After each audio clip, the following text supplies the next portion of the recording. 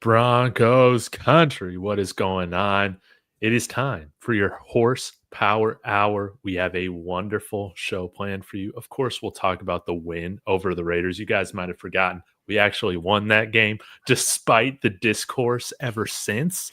We're going to get into some stock up, stock down, mainly some great hypothetical giddy ups or hold your horses from Jeremy. And of course, talk about the upcoming game against the 5-4 Kansas City Chiefs. Want to say welcome to everybody in the chat. We got Pro 16 already in here. Make sure to get to some of your comments in a bit, but let's just start out, guys, with a quick takeaway from Thursday's game against the Raiders. Hey, this can be about Bo Nix. This can be about another aspect of the team. But Mark, why don't we start with you and we can work our way around? I feel like this game was like 5 weeks ago for some reason. It was just on Thursday, but it seems like it was so long ago. Obviously, a very ugly win, and we thought we thought we kind of defined what ugly win meant this year, but that was like another level of ugly, no doubt about it. I mean, I said it in the post game with Jeremy. I thought that was the worst offensive performance in the Sean Payton era, obviously in Bo Nix's era. But I also believe that there's plenty of blame to go around everywhere. It's important to keep in context that, the Raiders always play us really well. They're always a big thorn in our side. Thursday night games are obviously very annoying. And this team played, won 7 games in a span of 39 days over a million different time zones, bunch of traveling, bunch of comeback, very emotional wins. So I think this team is very drained. They're very tired. It's nice to have a little, because as a fan, I feel tired. So they seemed like they were tired. They eked out a win, but let's not let it, take us and make us forget about the fact that, guys, we are 8-2, 8-2. We won 7 in a row. We are tied for the top of not just the AFC West. We're winning the AFC West of the conference. So let's all relax, take a step back, and then we can make judgments on a week by week basis about this team moving forward. Wonderfully said, Mark. Jeremy, what do you think? Well, nothing will wake you up to actual reality, like somebody coming down with a cancer diagnosis that are out of nowhere. That should make people stop worrying about what the fans say, what the media says. Who cares really when people's lives are at risk, for those kind of things. So I'm just, I hope that grounds some people back to reality of what are we doing this for? What's actually important? And, I have some questions later going on, just the overall discourse of the last week. Yeah, man, Kodiak, I offended him. No, but it's more of I just don't know how we've gotten to the point where we're 8-2 and mad. If you would have told me that's even possible, I don't care if people call us frauds or one and dones if we get the play, whatever. It's we're 8-2. Let's all just take a bigger picture of where we're at, and let's just understand that. And no, we shouldn't pat ourselves on the back, but at the same time, it's just to be up in arms about it is crazy to me. Mm-hmm, mm-hmm. Kodiak, you have returned. I have. What do you have to say? Man, so that felt gross, and it should feel gross for everybody involved. There are a lot of excuses as to why, and a lot of reasons as to why that absolute disaster happened. But the reality of the situation is you shouldn't feel good about that game if you're Denver. There's a lot of things that you can pull from and look at a bigger picture. But, I said it, I don't feel any differently than I did when I first watched the game. I don't feel any better about the game, even though it's been a few days and I've had a couple days to digest it. But what I do feel better about is the season in general. Okay. We are 8-2. We're in a very, very good position to get spot in the playoffs. We're honestly in a position to go for this division crown, which that's more than you could say over the past 7-8 years. Okay. How many years has it been since we were 8-2? 10? Since 2015. Yeah. I remember I was there watching CJ Anderson run on the way to the end zone in the snow. So just enjoy the Mile High Magic while it's lasting. But yeah, that's overall my thoughts on the season in general. Yeah, man, I'm so happy that this team is 8-2. And have they played perfectly? Absolutely not. But the fact is that we're not playing perfect ball every week, and we're 8-2, man. Like, that's a huge win. I still think, man, we can clean up the penalties. I think a lot of the stuff that we're failing at or struggling at is absolutely correctable on the offensive end. We have a real defense that can carry, a mediocre offense far. But we just need that offense moving forward to at least be mediocre, man. That's all we need. But I think some of the Bo criticism obviously has been a little overblown. And that's what happens, hey, when you play an ugly game on primetime football. I mean, we're getting one right now. It's finally 3-0 Eagles over the Packers. Ooh. But you haven't had the greatest quarterback play, and you have probably close to, $500 million worth of quarterback contracts on the field for this game. So it's, we're not the only team that has had struggling offenses from week to week, but ultimately, man, just really proud of this team. Let's get to some stock up, stock down really quick. And Jeremy, we can start with you. We can go for a couple rounds here. We'll keep it short from the Raiders game. Go whatever direction you want. Stock up, stock down. Let's hear it. Stock down was my eyes. No, I'm just kidding. I have to say, like, I know that it took them a little while to kind of see what we got and get going. I'm not saying we have seen all what we're going to get, but Jahdae Barron for the second straight week or last 3 weeks has shut down a major tight end weapon, and that was our Achilles heel. And if you would have told me when we drafted him that this was going to be our tight end stopper or whatever you want to call it, I would have taken that all day, because that was the one thing that Vance was always struggling with. Now, I'm not going to say it's going to happen forever or anything, but like, you could say Ferguson for Dallas was a fluke or maybe just a one-off, but now with Bowers, the week that he had before that coming in, that was impressive. So huge to Jahdae Barron. Love it, man. Yeah. I think a lot of us were kind of frustrated too with linebacker, because like that also goes in with stopping the tight ends, but Jahdae has been absolutely part of that, and it's been huge for this defense. Mark, where are you going with your first? Stock up is going to be my guy JL Skinner, man. Look at that. Look at that. An absolutely miserable special teams season. The special teams has been an absolute trash can. Shout out to Kodiak. He's made a whole lot of videos outlining that. But what do you know, man? The game-winning play was on a blocked punt by JL Skinner, who actually got such a good rush, the ball hit him in the face, which that's pretty damn impressive. Like, it's not like you're putting your hand out to try to block it. You were so far, like you were so close to the punter that he punted into your face. So I want to give a stock up for my guy JL Skinner, because you know what, the special teams deserve a little bit of love for that game. Yeah, did he have to go into concussion protocol for taking that punt like straight to the face? It seemed like he was either dazed or like he was very confused. He's like, "Did I just block that? I don't even know really what happened." But I don't think he's on the in the concussion protocol. But we'll find out Wednesday, I guess. I guess we will, man. I guess we will. Kodiak, where are you going with yours? Sorry, David. This guy's won us games all year. Like, I'll flat out come out and say it. Like, he's put our defense in some great positions in crucial situations this entire season. But holy cow. Like, I don't know what was going on with Jeremy Crawshaw on Thursday night. Like, windy, I don't know.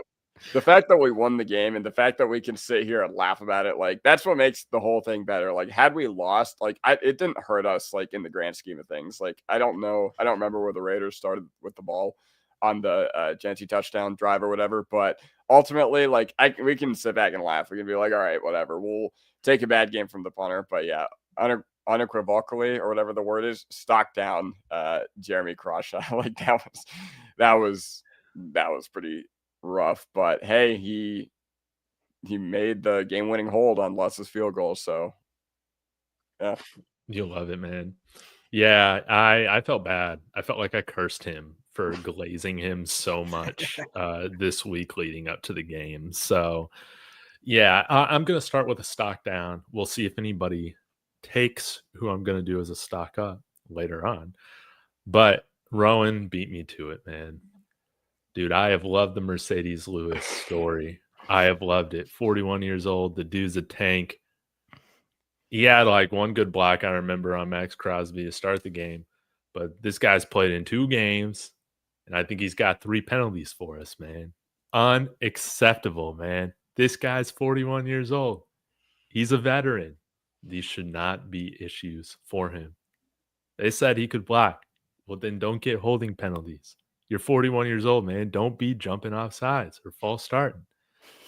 It's been one of those moves when Sean Payton does it. It's like a Sean Payton bong hit acquisition. You're like pumped about it, right? And with the bong hit acquisitions from Sean Payton, I'm always going to be excited. I'm always initially going to have an optimistic view. But maybe we stop taking bong hit acquisition picks on tight ends, man. Caleb Lohner, now Mercedes Lewis. It has not worked out. And Mark, we should have traded for Taysom Hill, man. What are we doing? What are we doing? Dude, we should have. I was watching a little bit of that Saints game. They had him lining up everywhere, man. He's like such a Swiss Army knife. He's just fun to watch. Dude, they're like fullback, no problem. Quarterback, you got it. You need me to run the ball? Sweet. Block, no problem. Like it's pretty cool. We could use somebody like that. I know. So maybe we can get him in free agency at 36 for like a vet minimum, but that would have been a fun trade target. Yeah. And maybe this is the last game we get a Mercedes Lewis. Hopefully we can have Nate Atkins back soon. But yeah, a quick stock up a little bit to Adam Prentice. He's only on the field for like 10 snaps max a game, but I like what he did this past game. So, Jeremy, we'll pass it to you for another round here. All right. Well, man, I thought it's really sad, but J.K. Dobbins was playing another good game, and his stock was just continuing to rise. I hope, he was complaining about hip drop tackles, and that looked like that was. Hopefully, I haven't heard like the severity of it, but that's going to be a guy we might be missing here. It's tough to, finally get our chance at the Chiefs at home, and then you're missing the PS2, you're missing Dobbins, you're going to miss like some of these key guys. So, but another stock up for him.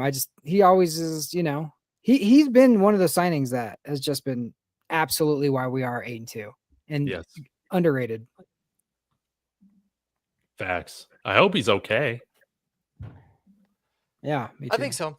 It doesn't seem like it's as bad as it per se, but we're not going to, they don't even dare to ask Sean about it. They're like too scared to even ask about injuries. Luka Evans hasn't? No. He's not scared to ask Sean anything. Evan has not. Evan has learned his lesson. Yeah, let's go. All right, Mark, who you got?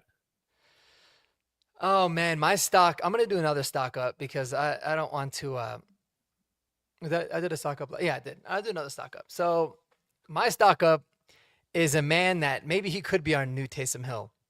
Maybe he's playing on the wrong side of the ball, and that is my guy Dondrea Tillman. Man, Yes. Yeah. First of all, leading the team in interceptions is pretty damn impressive. But what's even more impressive is both of his returns were absolutely elite. Mhm. Absolutely elite. Juking guys out of his boots, getting skinny, getting yards on the return. Man, I love Dondrea Tillman and what I've seen from him on that. So huge stock up to him. That was fun to see, man. Because the first time it happens, you kind of think maybe it's an anomaly. Maybe he was just really, really juiced.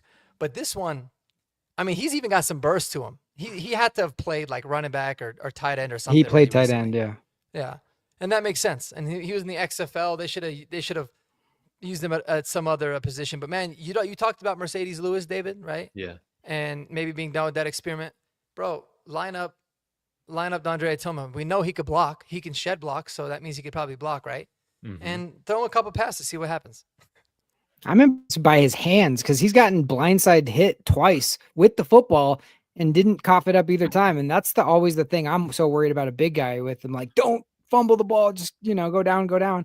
And he 2 times a guy came from behind him, swiped at it, nothing. This time I think Mayer came from the side, didn't see him, nothing. So yeah, impressive. All right, Kodiak.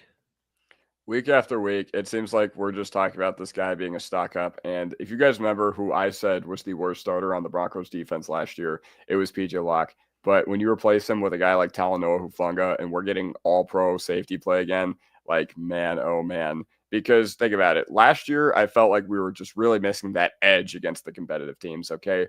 Loss of capital, loss of cap space. So you didn't have the roster quality to really have that juice against the upper echelon of AFC teams. But you know what?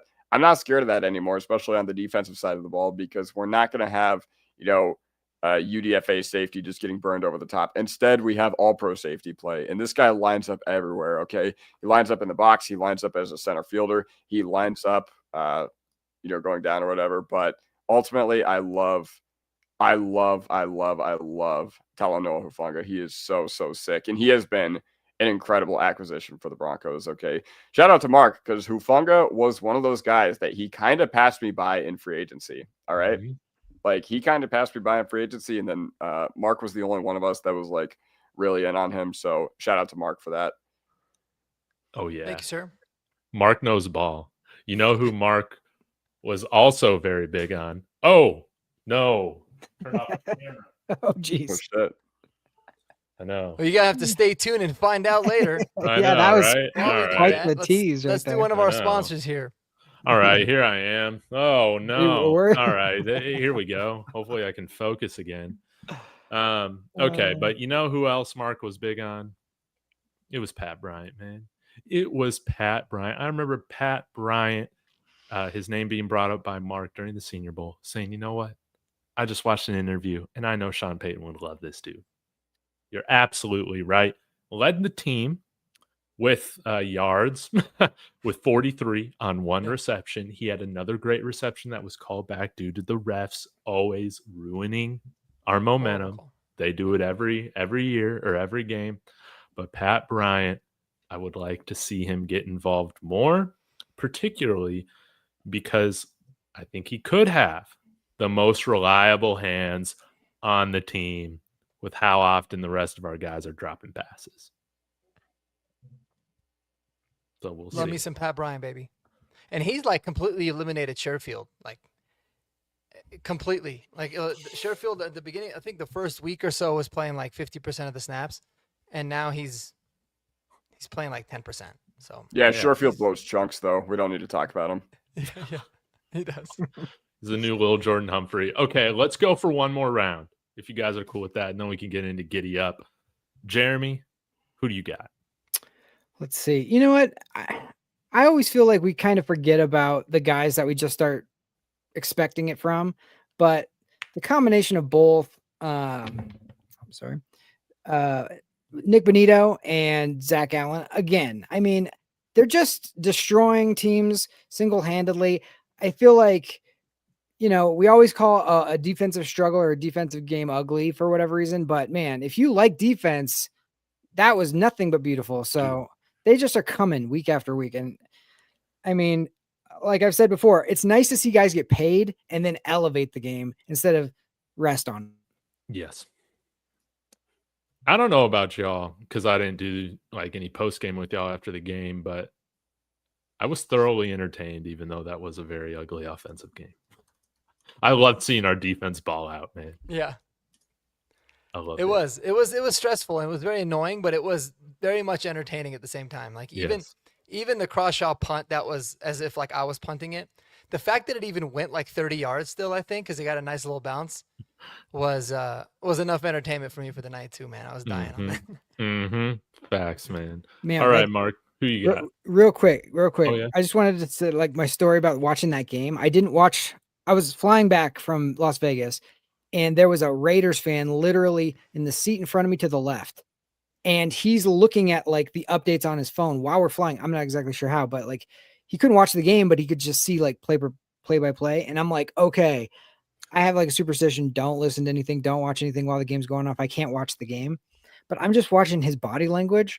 And in that fourth quarter, just watching him just getting more and more like depressed. At first he was like, oh, we got a chance here. And then just to see him shrivel up, put his hoodie over his head and then kind of shrink down. And I was like, we won. I know we won. That was like, I don't know how ugly it was. Everybody said it was ugly, but that was so fun to watch. I love that.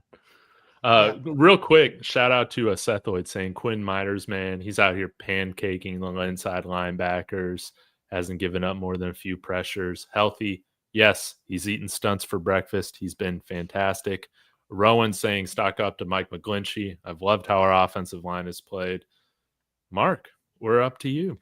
Yeah, the whole line is fire, man. I mean, our O line, I mean, even Wattenberg is playing decent, and Palcho, just stick him wherever you want, and he's gonna be good. So that's awesome. All right, it had to be said today, guys.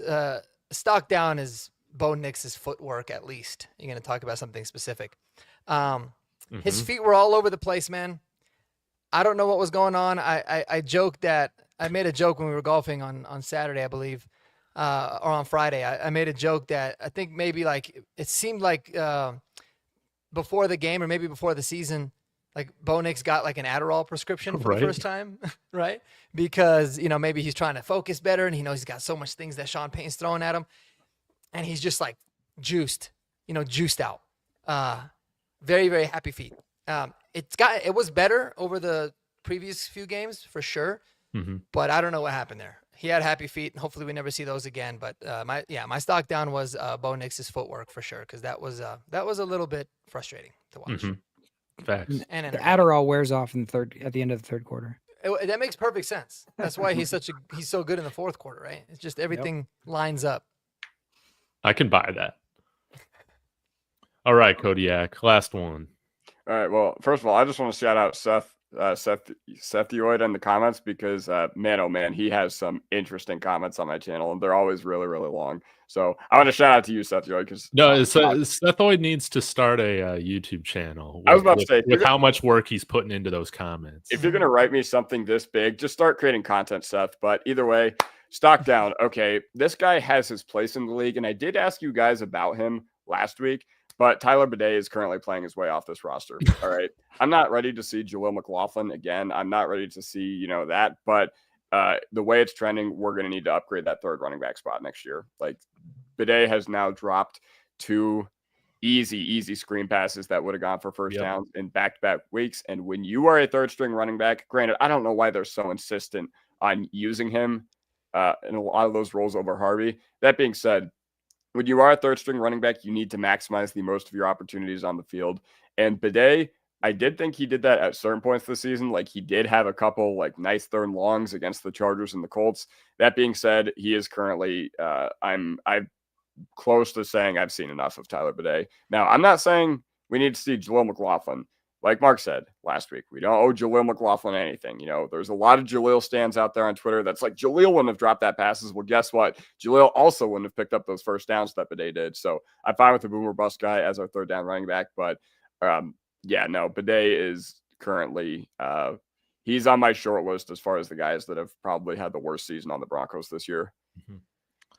Well, I'll tell you what, man, if JK doesn't play this week, you're going to see a lot more than just third downs from Bidet. And he's definitely going to outsnap RJ Harvey, in my opinion. So we better hope that he looks good. And I think he's actually probably better suited to that role than touching the ball twice. So I think he just needs to get a run. Like, give him the ball one time for a run and then throw him a screen pass. But if you throw him a screen pass straight away, it seems like he always is going to drop the first one for whatever reason. He did that in the first week of the season too. It's almost like you almost just need that, you need to get everybody's like, if you've been hurt, I got to get hit once, Bo needs to just get an easy throw, whatever. Same thing with him. He just needs to get his hands on the ball once and then he'll be all right. Yeah. I'm going back on my take that I had last week saying, you know what, man, Tyler Bidet deserves these, 10 snaps he's getting a game. No, not after Thursday. I'm off that train. And might I say, if JK is going to miss some time, we need somebody that can get those tough yards for us. RJ is a little small. Jaleel, Tyler Bidet don't exactly profile as that kind of guy either. Jamal Williams, can we sign him on the practice squad? Who's that other back that we got on the practice squad that's 5'6"? He's not that either. Deuce Vaughn. Yeah. Deuce Vaughn, right. and he's not that either. We got a bunch of small running backs. This could be an issue, and makes you wish we had Taysom Hill. The other guy that I'll end this on, stock up. because we haven't really talked much about him, but I think that he is improving. Mark, you mentioned him. Luke Wattenberg. Yes. Luke Wattenberg. I think that hopefully he might have like turned the corner a little bit over these last few games. Granted, PFF, take it with a huge grain of salt, but he has been graded very well, and I don't really think he's given up many pressures at all. Let me go ahead and check here. But I guess it's more the run blocking, which we have issues with. But they've logged him for 1 pressure over the last 3 games. So had a tough game against the New York Giants, but against Dallas, Houston, and Las Vegas, he's had some good performances. So we'll see if he can stack that against Chris Jones this week. You know, Chris Jones and Palcho, these guys got their work cut out for them going up against the Kansas City Chiefs. But hey, Luke Wattenberg, stock is rising with you. Yep. So we'll see how it goes. Any last comments on the Raiders game, or shall we get to giddy up or hold your horses? My only comment is the Raiders are trash, bro. Yeah, the Raiders are trash. We put out the worst performance arguably in the last several years. And they just did, we're going to one-up you in terms of being terrible. So that's always a good thing. And I was just going to I know it's ugly to watch and it's prime time and all that stuff, but like it's just a divisional Thursday night game after you're playing the number 1 defense on the road. It was never going to be pretty ever. And I like we said last week on this show, we were worried about this game. This game was not a game that I had good feelings going into it. And it just felt like we were worn down, and it was ugly. It was uglier than I even thought it was going to be, but I thought it was going to be ugly. So I know everybody's like taking this as like, oh, we didn't beat the Raiders by 1 million, so we suck. And it's just like, well, look what happened with the Bills yesterday. Look at what happened in the divisional games. You just don't know. And look at the game tonight. Mark is saying it too. Is the national media going to flip out on Jordan Love and Jalen Hurts for their 0-3 game today? Are they just going to trash Bo Nix? Yeah, I'm seeing right now Jordan Love just drifting himself into pressures right now. He's regressing. Yeah, it's just. All right. Pull up the comment by La Raza del Boxio. He said, the one above, he said, your guy crazy. And then he says, Harvey's handpicked by the coach. Listen, I'll put my email in the comments here if you want. And if J.K. Dobbins doesn't play this week, I'll literally bet you $500 that Tyler Bidet gets more snaps and more carries than R.J. Harvey. Guaranteed. And then we can see who's really crazy. That's the last thing I wanted to say there. I think he'll get more snaps. I don't know about more carries, but I think he's getting more carries too, bro. Wow. More carries, yes. More touches, a little wishy-washy in my opinion, but more carries. That makes sense. I think he'll be the blocking back for sure. Yeah, I mean he's going to be straight up the J.K. Dobbins role, and they're not going to want to change what they're doing with RJ. So he'll be the full-time guy. Well, but do you think I think it'd be smart to run Prentice on like 2nd and short, 3rd and short, like instead of necessarily giving it to Bidet? I think he's earned that. I thought he's played actually very well. He's been good in short yardage carries. Yeah, so I think RJ would be good in short yardage too. I'd like to see him out of the Wildcat more as well, because he's like shorter, so harder to see. But I mean, he's a pretty stockier guy. But yes, I mean, I get it. Like RJ Harvey's his hand-picked guy, but Tyler Bidet is the little Jordan Humphrey of the running back room. I mean, I don't know what he's done, but Sean Payton loves him, so he's here to stay, whether you like it or not. Dude, sign Jamal Williams, man. Sign him to the practice squad. That's what I want to see. Okay.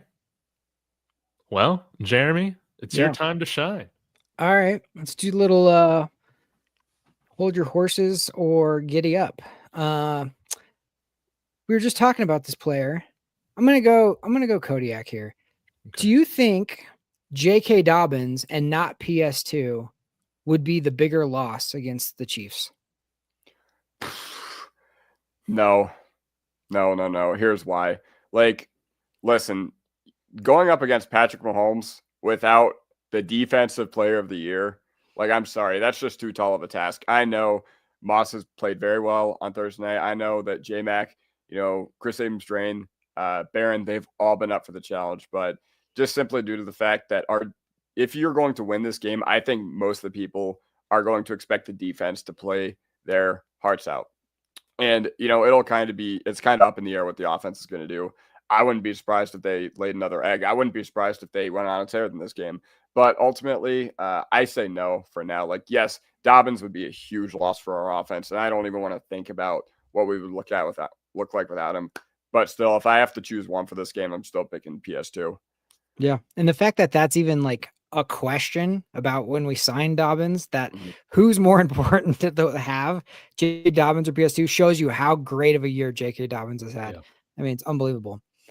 I think I agree, but like if we go out and cannot run an inch, it might flip back. I want to piggyback on this. Yeah, go ahead. Kodiak. Like, okay, if it's a light or a mild foot sprain or whatever, all the fantasy doctors are saying he's out, 1 to 3 weeks maximum. Do you think he's playing this upcoming week if he's not 100%, or would you save him to come back after the bye week? Man, I don't know, man. Like with what we've seen with NFL coaches being very, very, how do I put this? Like almost stubborn when it comes to injuries this year. Like you saw Dable earlier in this year on Thursday night. You saw, what's his name? Geno against us, and the Raiders just kept throwing him out there. You saw CJ Stroud or whatever, and the coaches being stubborn there. Like, listen, man, just due to the fact, like, I feel like we'd be pretty responsible, okay? We're not in a position where our coach's job is going to be at risk if we lose to the Chiefs. We're not going to be in a position where we need to just throw him out there for the sake of throwing him out there, okay?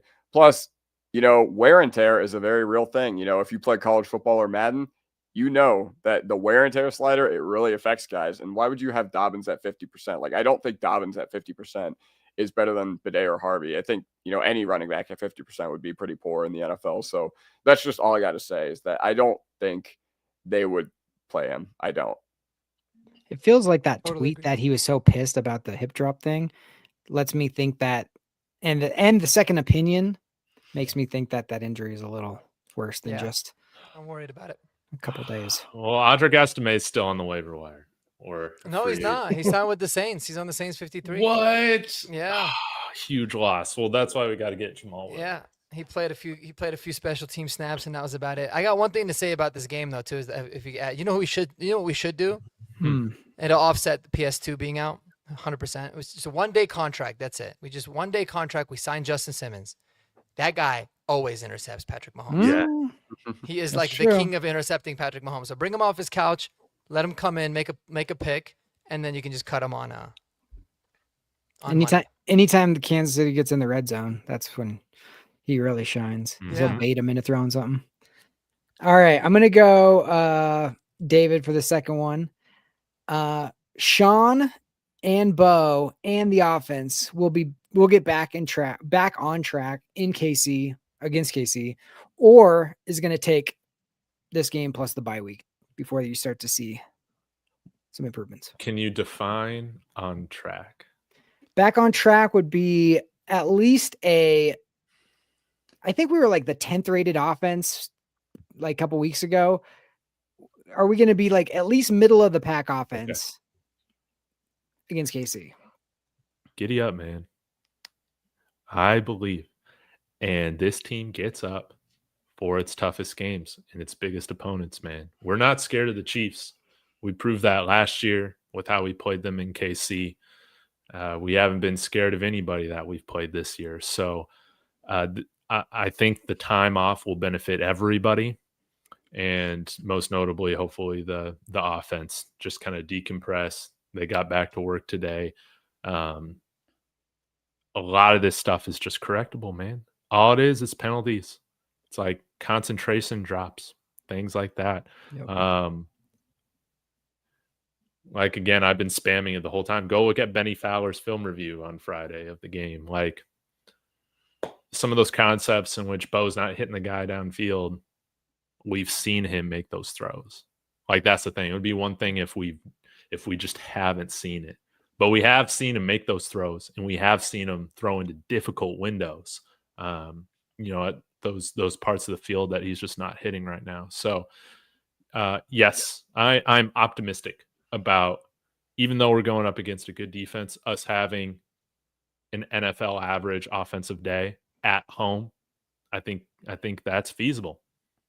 Yeah. This team seems to be rise and settle to the whatever level of competition they're playing. And then if they get behind, that's when they're like, okay, now we got to turn it on. And they have the ability to do that.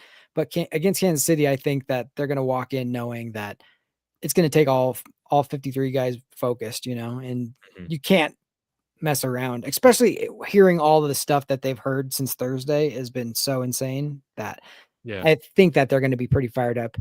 And Sean today even said, we'll be ready. And Yeah. usually when he says stuff like that, he's feeling a certain way about it. Dude, I mean, even just going back to like Vic Fangio and, well, not Nate Hackett. I don't even remember what happened, but even before last year, I just feel like we normally have some of our best like team outings against Kansas City every year. Like they always bring the even with best out of Hackett. us. Yeah. Yeah. It takes remember we were down 27-0, and then Russell Wilson and Jerry Jeudy were like crawling us Went and off. crawling us back. Then Russ Yeah. got concussed. Man. Oh, Yeah. Oh, man, that's right. I don't even remember that game. Yeah, it was a Walking very out. forgetful season. Yeah, Guys, it isn't was. it crazy how like what changes in a year? It just crossed my mind. So it was literally exactly a year ago when the Broncos played the Chiefs in Kansas City and lost on that heartbreaking field goal block, and we went to 5-5. But like we were all so optimistic as a fan base, like we had them. Bo Nix looked great. We're 5-5, like whatever. But We're had coping them. like the Giants fans Yeah, losing to us. yeah. Yeah. And then now we're 8-2 coming off an ugly loss and everyone's freaking out. It's like, it's crazy how different it is. Like we looked really good in that loss, even though we scored 14 points. People forget that we didn't really score a lot. Our defense played well, but we liked it because, we brought them to the brink, but now this year we're 8-2 and it's like, yeah, it's a mess and everything sucks and we're awful. So it's just crazy how perspective is, man. That was going to be one of my questions coming up here was, and I'll let me ask you, Mark, because it's your turn, and then I'm going to ask you that question. I'll just piggyback right into it. But the Broncos, not the Chiefs, need this game more. What do you think? Oh, the Broncos, not the Chiefs, need this game more. That's a good question, man. I think, man, how do I even? Because I kind of thought about this a little bit. Like, I feel like they technically do need it more, but then again, they don't because really, Kansas City just needs to get into the playoffs. Because they got the refs. Yeah, and they got the refs. I would say no. I would say no. The Chiefs don't need it more than we do. In a sense of like for us, I think it's really a mindset thing. We didn't beat the Chiefs last year when we played them, and then we played their third stringers, but that didn't really count. So I think it'll be good to know for this team. Like, all right, we're 8-2, but we are ready to not just win our division, but dethrone the guys that have dominated this division for 9+ years. So I think it's really important for us, especially at home, or else you're gonna have to go do it on Christmas Day in their house. And another thing too is, man, like with the Chiefs, like I said, I always feel like they kind of use the regular season to experiment, to figure things out, to kind of see how it rolls, and they become really dangerous once they get into the playoffs. I mean, last year was a proof of that until the Super Bowl. They just ran over everybody in the playoffs that they really wanted to, or played at least really well to the point where you can see why. So yeah, I think it's still a bigger game for the Broncos. We haven't done anything to dethrone them. They've been the champions for 9 years straight now. So yeah, this allows for us to bury them straight up. Yeah, bury them, or put them in a really shitty position. And that's the opportunity, right? Because if you win this game, you go to 9-2, they go to 5-5, and they are in desperate situation where we're sitting great and we have confidence. But it's that mental final boss. It feels like, we've beaten them before. We understand them. It's a division game, all those things. But like, it's the mental knowing. It's like when you play your brother or something in sports, and it's like you might be better than most of the people in varsity, but you can't beat your brother. And then as soon as, like Michael Jordan was always saying, as soon as I could beat my brother, I could beat anybody in the world, because that was the hurdle for him. And for us, for the last little bit, it's been this Chiefs team, and I thought we would have had a really good chance to beat them if we saw them in the playoffs. We didn't, and so now it's like, okay, and with all the drama, all the things, we've given ourselves a perfect opportunity to really, really put them behind the 8 ball, and like, do not squander that. Yep. To jump on to that next question for you, Mark, this is one of the thoughts I was thinking. And like I said, you guys were on the mic'd up Saturday pod, and I said this in the chat, but it feels like the fan base has gone from like desperately trying to get a date to marrying a Victoria's Secret model in like one season. But it's like, how did we get like so entitled and impatient in 1 year? And that's going back to what you were just saying. A year ago, we're 5-5 and feeling great. Now we're 8-2 and we're like, on the ledge. Like, what's going on with us? I think the first thing is like, I think expectations obviously drastically change. I mean, when you finally turn the corner, you feel like you got your franchise quarterback, you got a coach, you make the playoffs after a long time. Like, the expectations this year was to compete for a Super Bowl, or at least have the Super Bowl window open. I don't think anyone really thought that was the case last year. So I think expectations is one. And number two, I think it's that you've had a lot of closet Bo Nix haters that kind of went away for a long time. Yeah. Because they didn't really have a reason to. That like all just came crawling out of nowhere. And I know this because it's like, dude, you just see the activity level on all platforms like crazy. People, like, you go look at their profile and they don't even like interact at all on Twitter, but this is like their opportunity. So I think there's a lot of that too. It's like, they just want to come out and be like, told you I was right. I've been saying this the whole time. I hated the draft pick. And so it was kind of like their moment to shine a little bit. So I think that's what it was. And the fact that it was on national television doesn't help. And also another reason why is because I was defending Bo Nix really, really hard this last week after the Houston game, because a lot of people were kind of coming at me, and I was like super hard defending him. So because I did that, just like because David was defending the hell out of Jeremy Crawshaw, it happens, dude. If you look at every single bet that I place, you would understand that I'm cursed with certain things. So. Well, that's why you have to bet. Like, everybody out there, like, if I was betting on this game, I'm betting on the Chiefs, because it's like, I will make the Broncos lose if I bet on them. So I'll bet on the Chiefs, and then it gives me the chance to actually lose the bet, but the Broncos win. But even if the Chiefs do end up winning, at least I get something out of it. So that's where I do it. Yep. But I don't bet. So that's probably why. Smart. Don't we all love the emotional hedge? Yes. That's what it is. Yes. Yeah. What do you guys guys get think? myself to do it though? I can't bet against the Broncos. No, I'm not like, I don't know. I don't mess around with any of that stuff. Yeah. It's dangerous. You think about who needs the game more? Is that the question, Jeremy? No, just like perspective, overall perspective of like the fan base. It's like, why is this fan base so upset? And I mean, there's a lot of people that aren't. Let's be honest too. Like, we only hear like the people, the trolls. But like, it does seem like we should be happier at 8-2, or most people should be. Yeah. I really do think it's with the defense, and again, Bo being in his second year. I mean, we all came out with, takes over the summer about how, man, there's no sophomore slump, man. We got a better team around Bo Nix, but there have been some areas in which, he's not performing as well as he did last year. So I can understand the frustration, but I'm reminded of, the people who really know football. They talk about how quarterback progression is not linear, and we're living through that, man. Again, I think some of the, real X's and O guys can break it down, but I think it's pretty clear that defenses have adjusted to what he does well. And so he's having to now beat these defenses in different ways sometimes. But again, he's smart. He loves football. He's got all the physical tools that you'd want. I think it's only a matter of time. And again, we want to compare him to Hall of Fame quarterbacks, right? Because we see him as being that franchise guy. But is this not the year of just showing people, like, this is why you don't make a conclusion on quarterbacks after, a couple years with what we've seen out of Sam Darnold or Daniel Jones or Baker Mayfield, or if you want to go back again, Drew Brees was kind of middle of the road there until like his fourth or fifth year. He was in the league a long time before he started to have like a Hall of Fame career. So this isn't anything that I'm going to be blowing about again. I think the biggest thing that I'm encouraged by is, hey, there's one thing that you can't teach, and that's the clutch gene. You know who didn't have the clutch gene? Freaking Derek Carr, baby. That's Yeah. true. Some Yeah. people shrink. Yep. Yeah. No, And I did not think you were going to say Derek Carr.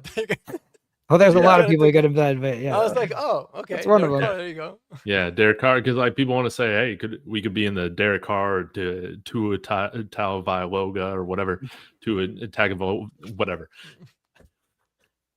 conversation, with him. But we are so far away from having to determine giving him a massive contract extension. There's just no need to even be panicking about that yet with his cap hit percentage right now.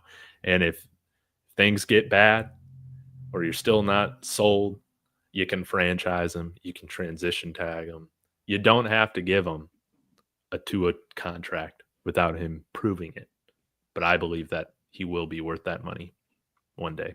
Yeah. And I think Seth was the last thing he said is how I feel a lot of times too.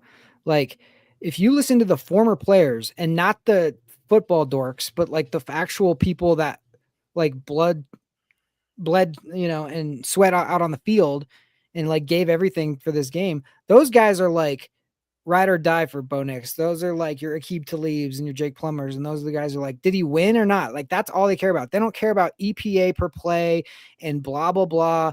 And I know we're friends with a lot of those people too, but like a lot of those people are like putting something in slow motion and be like, well, if you just look right here, he's missing the dagger. And Jake, yeah, he did miss it. He missed it. You're right. But like, you know how hard it is to win football games, especially in the fourth quarter. So it's just like, that's all I cared about. Thank God back in John Elway's era, like we didn't have any of these people. They didn't have a platform to would have written them off, dude. Yeah. Oh yeah. We would have like killed those guys. Like John Elway would have been, oh, he's, washed or whatever they want to say, or he can't win the big one. They did say that, until he did. But it's just interesting to hear all those people, you know what I mean? It's just like, well, I'll take stock in the Aqib Talibs who have a chip, who have like the skins on the wall. Those are the guys who are like, I believe in this guy. That's all I need to hear personally. Yeah, you know what stats I care about? Sacks. All right, Kodiak, what you got? All right. First of all, I just want to give a huge shout out to Gregory because I see him trolling my comments. I see him trolling Mark's comments all the time, talking about Cortland Sutton. So glad we finally caught you on a live show. But I think on this panel, I'm the one who's been the most negative since Thursday. And I'm going to kind of like just explain where I'm coming from. Okay. Like, I'm not one of those people. I feel way better about the state of this team than I did a year ago today. Okay. Even after the Casey blocked kick, when a lot of the fan base I've never seen the fan base so optimistic after a loss, which, we had reasons for optimism about that. We have just so much optimism as a franchise right now. Here's why I think I'm not really, I'm kind of pushing back on all the like, how do you put this? All the whatever for Bo Nix lately. I'm not one of those people that's going to slander him and like discourse him, but I think it's completely valid to be disappointed by what we've seen this year, because we said all offseason, Sure. all right, we're going to finally get him some real weapons. Okay. We went out and signed Ingram. Ingram has not been very good. I guess that's another stock down right there. We're going to go out and get a run game, because we had literally the worst run game in the NFL last year. If you took out Bo Nix, if you took out the quarterback, we had the worst run game in the NFL. This year, we actually have a run game. And guess what? Our quarterback can't, whatever. And I will say, it is not all his fault, okay? I put 70% of the blame on him. I think Sean Payton is not doing enough to help him out, as an offensive coordinator, just as a pure offensive coordinator. I think, the weapons aren't doing their fair share. I think Troy Franklin has just been an absolute mess at certain points this year. But yeah, and I think because of all that, because of what we expected coming into the year, I expected Nix to be further along in his development. So that's kind of where I'm coming from. And, where I think the rest of this fan base is coming from is I think we all just wanted more. I expected more. I never thought it'd be easy, but, I thought we did all the right things. I thought, we had all the right guys. We have the strongest trenches on both sides of the football in the NFL, in my opinion. And the fact that we're winning games like this, we're going to be an early exit in January if this continues. Like, that's just the bottom line. Okay. I know he has the clutch gene. I know he's won us some games, but there is just no way we can beat the class of the AFC playing like the way we have. But who's the class of the AFC? That was my question. That's the benefit we have this year is there's not really an elite team. The best team in the NFL is the Rams right now. Like I saw the 2015 Denver Broncos who had like a brain and like a noodle for an arm left beat the New England Patriots twice in that season. And they did it because they were just like had a great defense and had the clutch gene. So I don't know. Like that's the thing. I'm not saying like we should just be comfortable with not being good and like let's just settle down and like let's just settle in and that's what it is. I'm not saying that, but what I'm saying is like who scares you in the AFC? Like nobody. I don't. Like we had the Colts. We lost to the Colts on a bad call. Like we had them. And you know, maybe the Patriots are like legit, but like they've won one game against Tampa Bay this last week. And you know, okay. But like the Bills, if we're frauds for barely beating Las Vegas, what is the Bills when they can't beat the Dolphins? Yeah. What are the Chiefs when they're 5-4? Like I'm not like, look, the Chiefs are the Chiefs until they lose. I have to see it happen in the playoffs. I'm not one of those people who are like, they're done. No way. But I'm not scared of anybody in this AFC at all. And like any certain week we can beat anybody. And we've won 7 games in a row against the best. The Philly, like, you know, all the we have like statement wins. So that's the thing. People are just saying like, oh, we're frauds and we're early exits. You can't know that, especially with a great defense. You're never out. Well, yeah, you're never out of the picture. And, you know, that's a very valid point is that the AFC is absolutely wide open this year. But, man, you're not going to be able to get away with playing against the whoever like you did on Thursday night. You're not going to be able to get away with playing against, you know, whoever's a 1 seed in the AFC if you happen to match up against them, you know, and presumably on the road if that's the case. But, yeah, I get it. The AFC is wide open this year. I get that we can hang with anyone, okay? That's why I feel good about the state of this team. I feel like we're going to make some noise in the playoffs regardless. But, you know, based on what's gone on, I just don't feel good about this offense right now. I don't think anybody does. And you know what? We can point fingers wherever we want, but it's all a problem, okay? Even as much as I've talked about the quarterback, you know, Sean Payton needs to be a lot better, okay, as an offensive coordinator. The weapons need to be better. The penalties need to stop. You know, I don't know if that's a coaching problem or an execution problem, but overall, we just need to be better. And the fact that we're 8-2 right now, hey, huge testament to the guys. But we haven't played our best football yet. And we have a good opportunity on Sunday to prove that we can. Yeah, and I think a lot of it is it's the last taste in your mouth, and it's bad. But like 2 weeks ago, Bo didn't finish the game because we were up by too much. Like I know that was Dallas, but like we just were going into that game. Nobody was saying, "Oh, we're going to cruise because it's Dallas." We said that after the game once we destroyed them. We were like, "Can we keep up?" Yeah, remember? Can Bo and the offense keep up? Yeah. They did. And then you go on the road against probably the best defense. If it's not us, it's them, Houston, and you dealt with them. And you had 2 like touchdowns that were clutch there. So like they just have won so many different ways that I can't be like, oh, we're one and done. Like you've won it big, you've won it small, you've won ugly, you've won clutch, you've won so many. Like you know what I mean? Like that takes a lot to win. We've seen so many years where we didn't do it that it's like I can't just throw it away just because it's not the way we want it to look. Okay, so my last question. If anybody has, okay, I got a couple afterwards. So okay, my last question for you guys. One was the theory that Sean purposely played possum against the Raiders because he didn't want to show KC anything. I think that's pretty silly. But the last question I have is it's too close. Yeah, exactly. If you're going to do that, do it when you're up by 2 touchdowns or something. What does it mean if we beat the Chiefs? And then what does it mean if we lose to the Chiefs? Oh, okay. 9-2 or 8-3. Basically, I mean, but like, you know, mentally or, you know, spiritually as the team feels. Dude, I'll say this. If we beat the Chiefs, we're the best team in the AFC. If we lose to the Chiefs, we're the best team in the AFC that just had an off week, baby. Because we can go beat them in Kansas City. We almost did it last year. We can do it again, but finish the job this time, man. Kind of going back to your question you asked, Mark, I definitely do feel like Kansas City has more to lose with this game. I think we have a ton to prove, and it does kind of put us on the map if we beat them this week. But I'm not going to be, if we lose, be talking about this team like they're frauds. We're still too good of a team. Cody, how do you feel if we win this game? Are you going to feel different? Yes, 1000%. Is if we can hang with KC, and if you can take a 3-game lead on the Kansas City Chiefs, because, you know, quite frankly, against the Bengals and the Cowboys, we destroyed them. But it's kind of been tough sledding throughout the year, whether we want to admit it or not. You know, yes, we had all those fourth quarter comebacks, but we were down in all those games for a reason.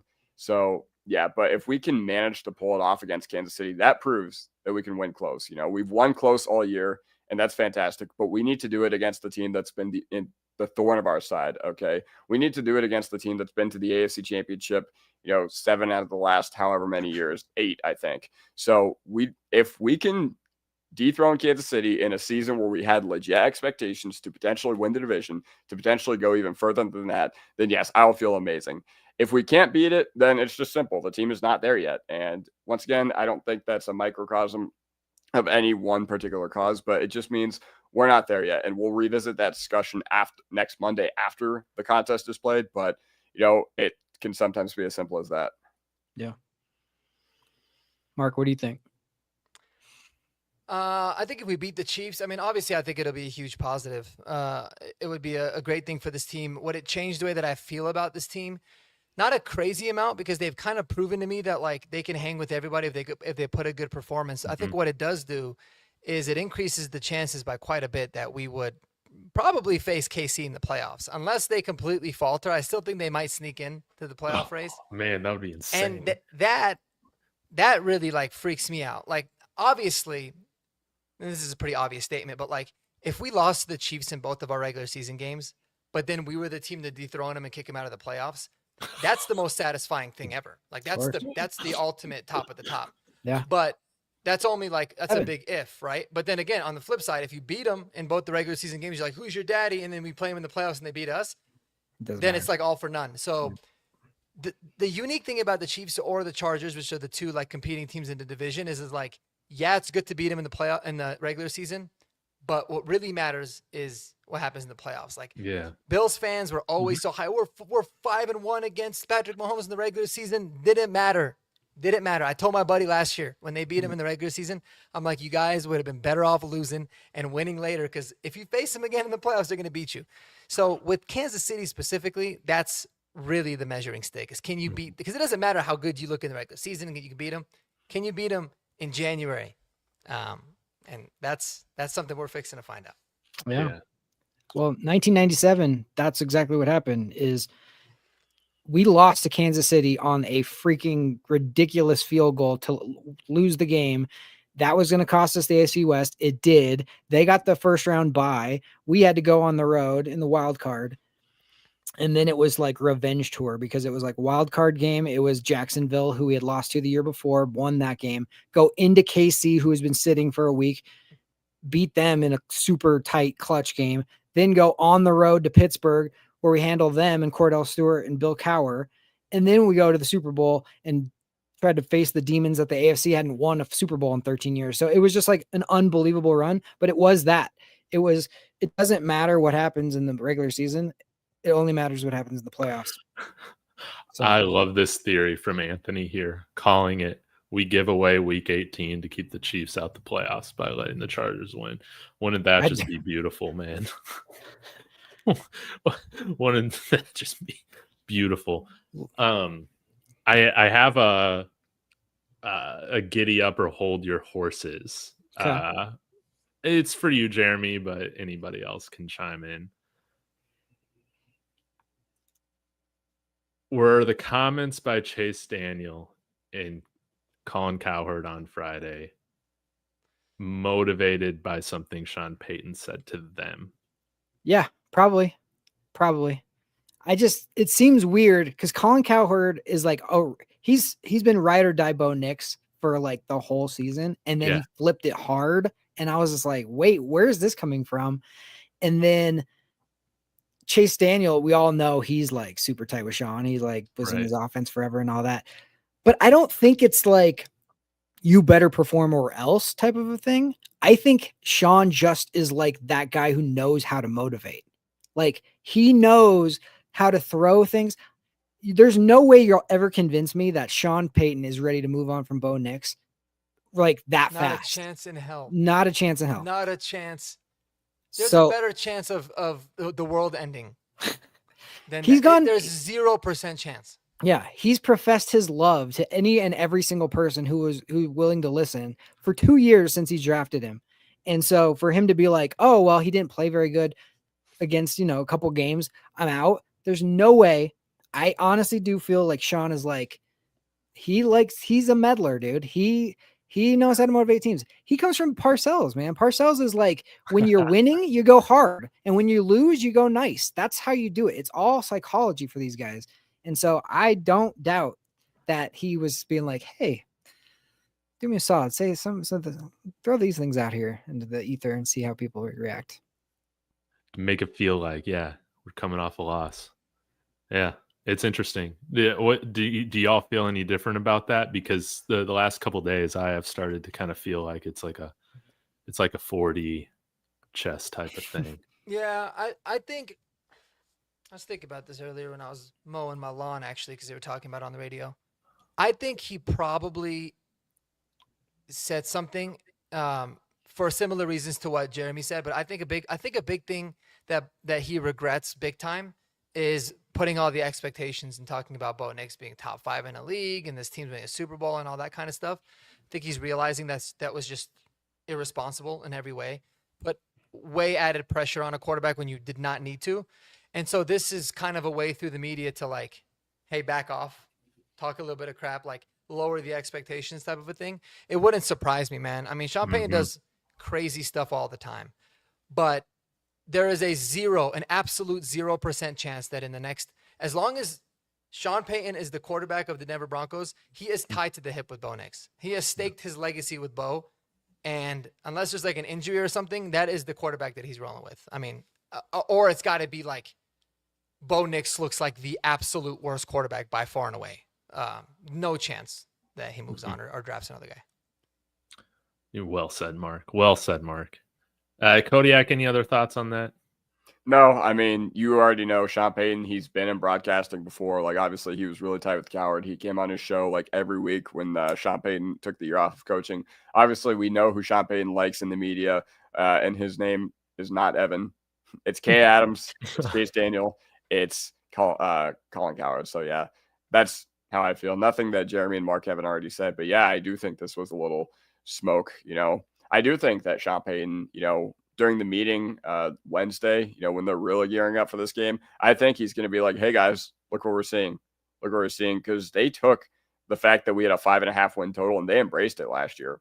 They embraced it. And I think that's part of the reason why we were so dangerous is because we had no expectations coming into the year. People called us the worst roster. And that was, a real huge fuel for the fire for not only this coaching staff, but for this team. So, yeah, I definitely think there's Sean Payton's fingerprints all over that one. And, we'll see how Bo Nix can react to it and the offense can react to it in general. Yeah, we're definitely the worst 8-2 team. That is, that's what everybody's saying right now. So I love the added motivation, the bulletin board material. Shall we get to kind of our predictions or keys to the game against the Chiefs? And then I guess we can wrap things up. Yeah, appreciate everybody in the comments. And yeah, we've talked about this a little bit, but we can kind of go around the horn here. But yeah, do you guys think we're going to beat the Chiefs? Right now, this team hasn't given me enough reasons to believe why we can't. This is an inconsistent Chiefs team, albeit we're a little bit inconsistent too. But right now, I feel like we're a better football team. And people are talking about Bo Nix not having a great year or whatever. Patrick Mahomes hasn't exactly had a year up to his standards as well. So I think him and Bo are right neck and neck with completion percentage going into this matchup, which I find pretty interesting. But yeah, being at home, this is a game in which I expect the Broncos to win. And I think it all comes down to, can the offense put up 17 points? Can they do that? What do you guys think? I personally don't think we win this game. I think we win the game on Christmas Eve, and maybe that's just because I don't want my Christmas ruined That more than anything. I think right now this team is. The, this might sound really like bad or stupid, and it might come back to bite me, but I kind of feel like they maybe need to lose or get their ass kicked a little bit, maybe even embarrassed, in order to like really switch things up and fix it. Unless it does, then I think they'll perform well. It's only kind of normal. You see it in all sorts of sports. Like, you can always say it's good to win games, but still have things to fix and work on. But you never really hone in and take it as serious until you're actually not winning anymore, right? Because in the back of your mind, you're always like you're winning. So it might be this game. It's hard. Like, I feel optimistic about the game. I really do. And I was talking to some buddies about it. Like, my gut feeling is like I think we're gonna perform well and maybe win. But I gotta just revert back to what my head was saying when I was watching them on Thursday. Like, if this is how inconsistent our offense is going to be, a team like the Chiefs is going to destroy us. And would it be the end of the world? Absolutely not. But I think the biggest key to the game is going to be Bo Nix keeping drives alive with his legs. I'd like to see him run a lot more, not shy away from it, get the offense in a rhythm, get him confident. And then I think good things will be able to really spiral from there. So that's going to be a big key. And then another one is going to be, the Chiefs arguably have the best special teams coach for real and the best special teams units consistently with Dave Tobe and that whole that whole staff. So it's going to be a good test for the special teams to see where we're at, because we can't like, we already have a lot of things we're trying to figure out on offense, and our defense is freaking dominating, and just special teams just got to be quiet. They just got to be in the background doing their job. Don't make any noise in the game. And they've made noise in every single game, good or bad. So I don't want to hear no noise. Mostly bad. Do you think Pat Surtain will play? I don't. I would hold him out. I think he's a huge key. That's another reason why I don't think we would ultimately win this game and we win later, because of Rashee Rice and also Travis Kelce. So I don't think he does, even if he's healthy too. It's similar to J.K. Dobbins, man. You got the bye in the back. Why not make sure that everyone's healthy, ready to go for the hardest stretch of the season? Mm-hmm. I kind of feel like, I don't know. I just am a person that kind of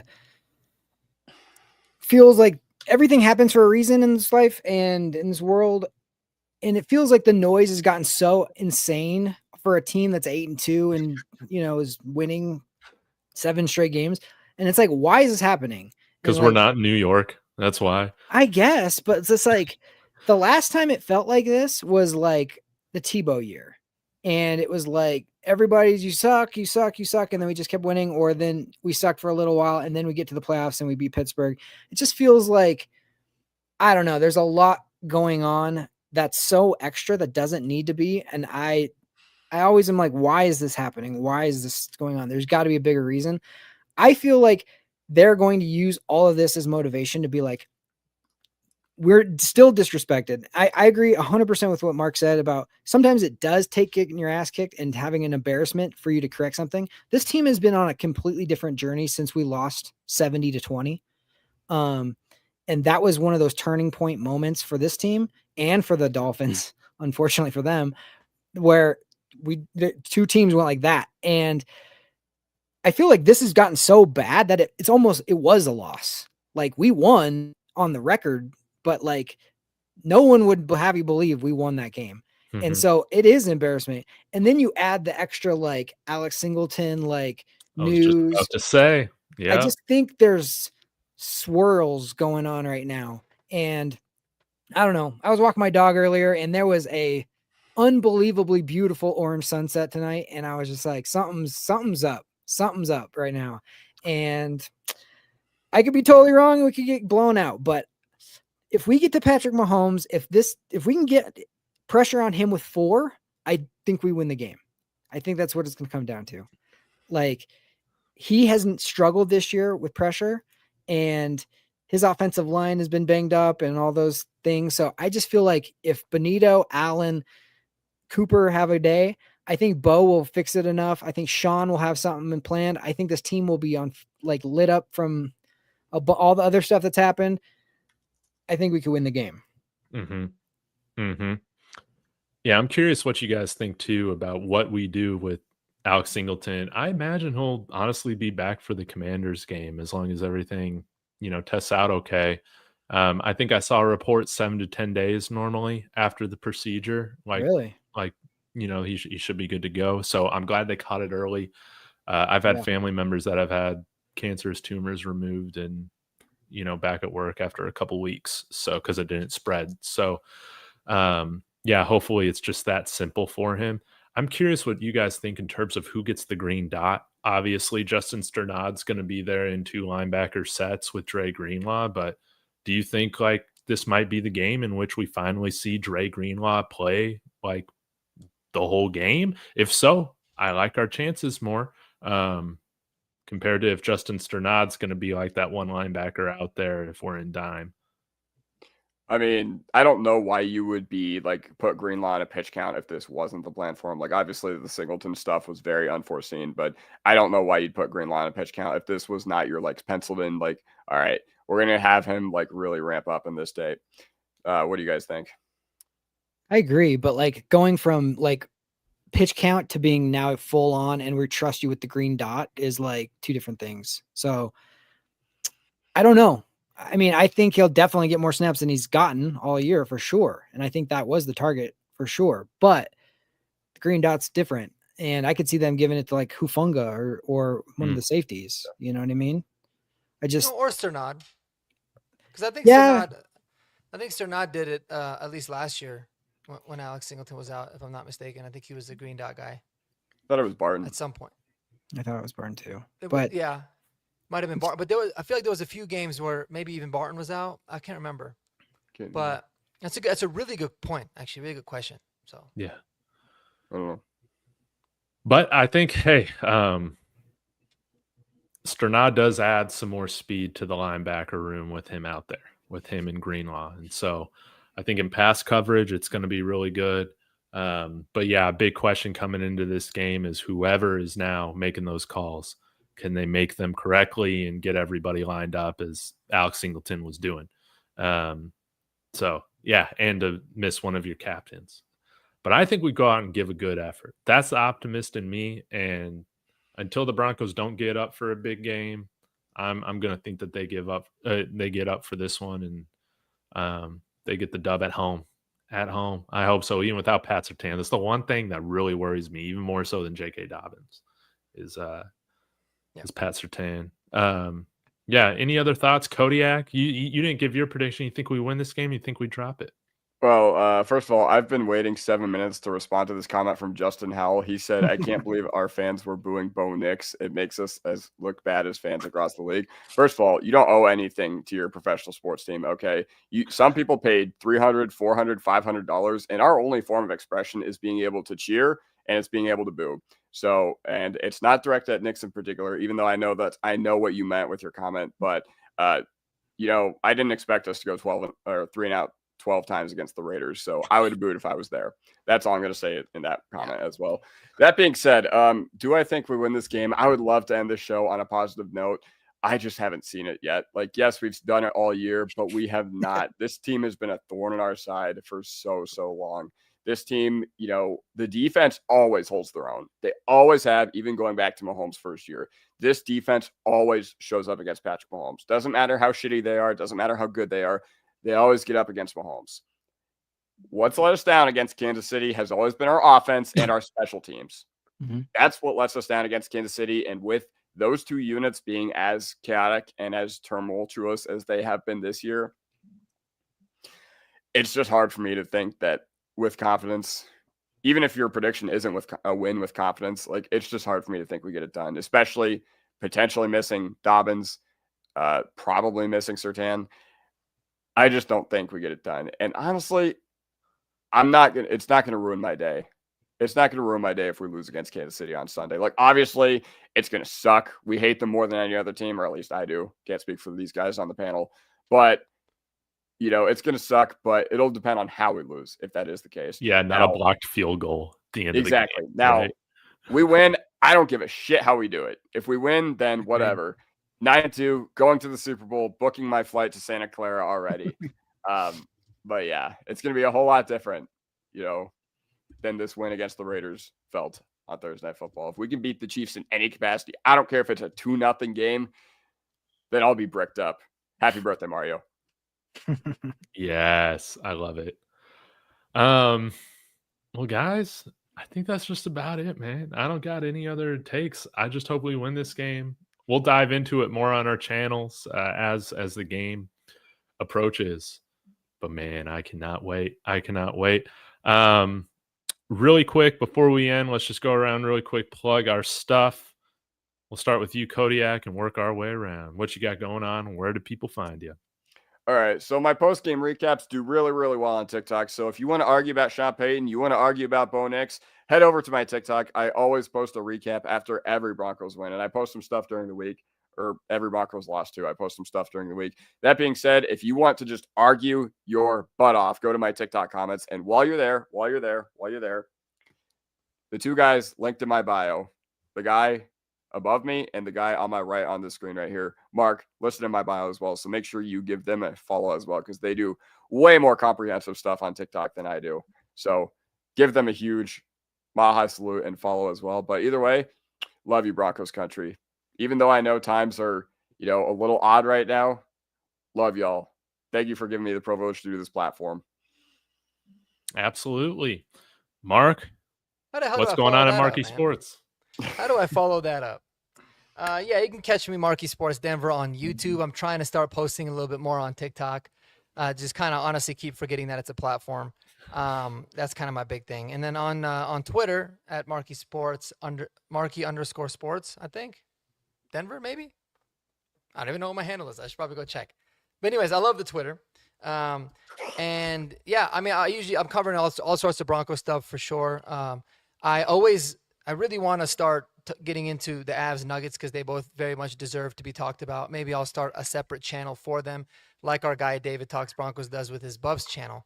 I'll call it, Marky Sports, not Broncos or something, because I do love talking about those guys. But yeah, man, it's been a privilege doing this. It's been so much fun. I've met a lot of great people. And even all the people that, like Gregory Miller and all these people that are in my comments, I still got a lot of love for y'all. In fact, Greg makes me laugh so hard. He's the funniest 8-year-old kid I've ever met in my entire life. So hopefully he's in bed sleeping right now. But yeah, this has been an awesome time, man. I appreciate y'all. So Jeremy, will you be doing a post game this week with Mark?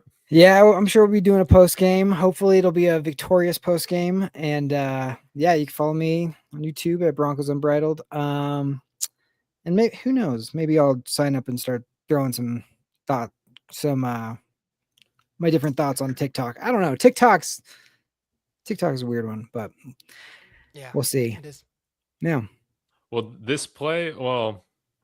I guess we can keep going until this last play of Monday Night Football is left, because they're bringing out Super Bowl 50 champion Brandon McManus. I was about to say, y'all think McMoney can make this kick? Is this like a 70-yard kick? No, it's like I think it's 61. Oh wow. For real? In the cold? I want him to No, I don't think he it'll can. Be 61 or it'll be 61 or 60. They're pulling a Nate Hackett here, right? Is this to tie it? Yes. Yeah, this is to tie it. At 10? Ooh. 10-7 game. Depends on how hot the stewardess was on the way out, because remember, he likes the extracurricular activities with them. He was cleared. Was he? I don't know. But and he was, because he got a job right away. He got a job quickly after that. Also, I'm just going to acknowledge Cody Rube, because they're spamming the comments with Texas Longhorn stuff. So I guess shout out. I love Jade Barron. I love Brandon Jones. I love Malcolm Roach. So I guess hook him. But I hate the Phoenix Suns, man. Suns suck. I was about to say, yeah. So why the Suns kicker? I hate to break it to you, a college kicker is not making this. Well, the college, man, they don't treat the kicking balls the same way. That's why all the field goals are going longer now. It's because they got like days to treat them now, as opposed to like a couple hours. Yeah. Well, he missed the practice kick. Yeah. Oh, he kicked it and he missed it and they called timeout. Mm-hmm. They iced the kicker. Well, that's not. You want to miss that one purposely. I know. Wait! They took him off the field. They took him off the field to throw a Hail Mary. Oh, shit. Oh, did wow. they really? We're like, we have no. Was it short? Is that why? I think so. It's probably really short. Yeah. Man, I hate YouTube TV. I'm canceling them today, bro. This is trash. Well, they tried to do a quick out to get it a couple yards closer, and he threw it out of bounds. So now I guess they'll bring him back on. Yeah, so it's third. I'm looking at it's third down and it's 5 seconds, so they easily could have. At least in Madden, I could have completed it and gotten out of bounds. Yeah, they ran a play on third down or second down to try to like get a little bit more yardage, but the Eagles were defending the sidelines. Makes sense. All right, well, let's see. I think David's slightly ahead of me, so I'm gonna mute until I see what happens. Can't wait till all the. I'll probably see what happens hate before these all you games. guys, but I want to say 64-yarder. Give us the play-by-play. Give us the play-by-play, David. You're ahead. I think it was blocked or just held incredibly. The snap was not good. Oh wow. Yeah, it went wide left. That reminded me of the kick that he could have made against the Bengals on Monday Night Football in 2015. Where remember it just went wide left. Like this one, it wasn't even close. Like man, that was like me on NCAA trying to kick a field goal, dude. Just yeah, when you bump up completely shanked it. You think that was Mm-hmm. blocked, Kodiak, or was it just a bad hold? I don't know. Wait, let me check. Well, now they're giving the replay here. Oh, wow. Cody's got that DirecTV old remote. No. Yeah, bro. Holy hell! I haven't seen that thing in a long time. Yeah, well, 10-7 game. Imagine that. Snap wasn't great, but that just looked like a shitty kick. It just looked like he just hooked it for whatever reason. Wait, hook him. Yeah, there you go. About hook 'em. He called it.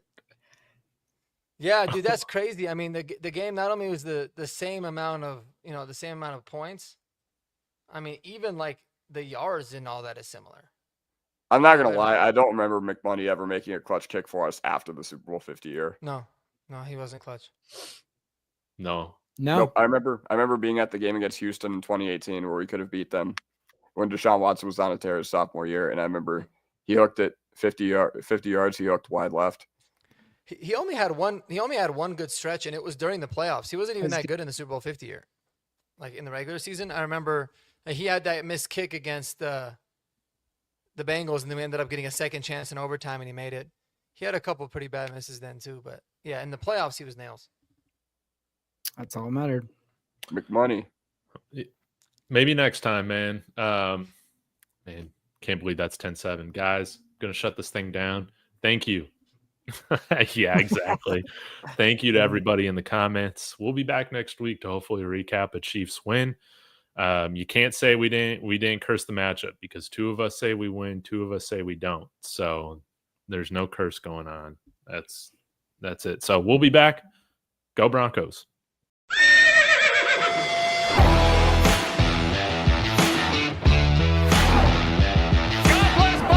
That sacrifice is grabbed, and he's going to be sacked.